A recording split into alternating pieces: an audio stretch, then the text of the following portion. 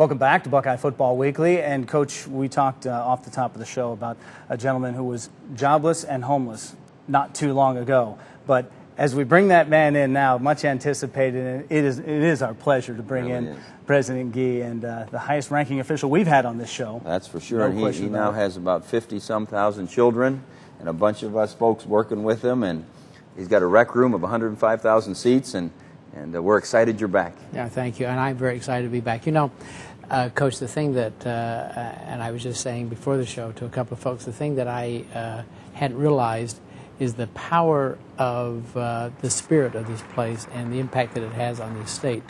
You know, I went into the wilderness for 10 years, took my sabbatical, and then coming back, and just the overpowering relationship of this university, its athletic program, and the people of the state is something that we can all take a great deal of pride in.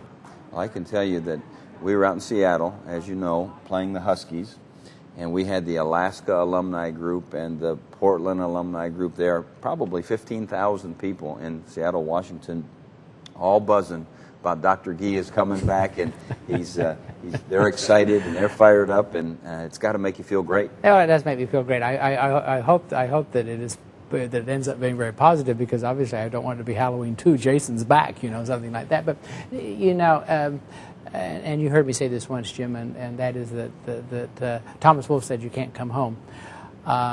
He's pretty bad. He's not a good poet, for one thing. But the truth of the matter is I think that's what's unique about Ohio and about Ohio State is the fact that they welcomed me when I came. They were so accommodating when I left. And the fact that they're so welcoming again, that's very special. And you know, you're an Ohio guy. You understand that. You understand when you came here. You understand the kind of relationship you had. I think that is a special spirit to this place. Dr. Gee, if I may jump in, Coach, the last time I saw you at a football game, you were ballroom dancing with your daughter in the end zone at the Ohio State game. Well, now it's a little different. Your next home game, your feet are firmly planted as the president. Do you have an agenda, the list of priorities here as you move in? Well, I think that the number one priority I have is this is the most massive, complex institution in the country. It's an intellectual powerhouse that few, if any, can challenge. But it is very big, and what we want to try to do with Ohio State is make it truly the Ohio State University. That it is not a segment of institutional entities. It's not a collection of colleges connected by heating plants or corridors, but rather that it is one university.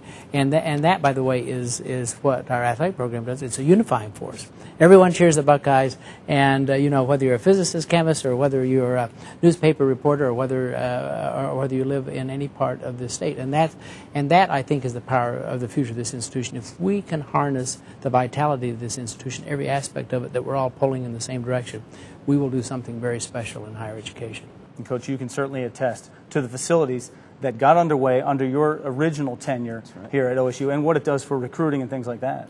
Well, you know, all of the things that Dr. Gee and Andy Geiger and all the folks that had the vision.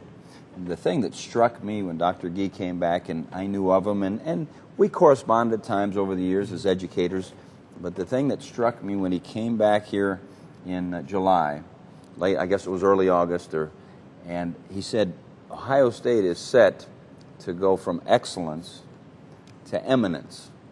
And that really struck a chord with me.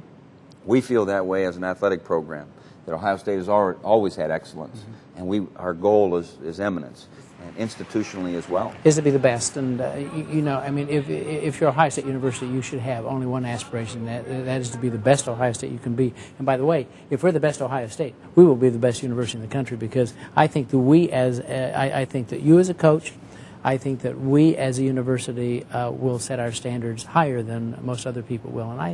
And by the way, I think that I appreciate this. The coach sent me back over his book. He has this wonderful book that he puts together for his team and for his coaches, and he quoted me, which made me feel very proud, I can assure you.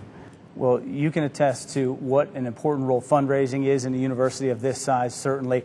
What role does athletics play in the role of fundraising? You know, one of the things that we use athletics for here, Skip Mossick talks to me at halftime, and we tell the story of the university. We use our athletic program as a great way to tell the story of the institution.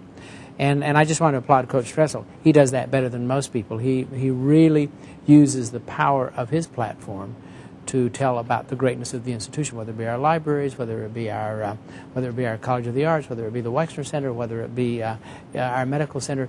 That is what this athletic program allows us to do. Besides, it builds great spirit. You know, wherever you go, I tell the story that I am in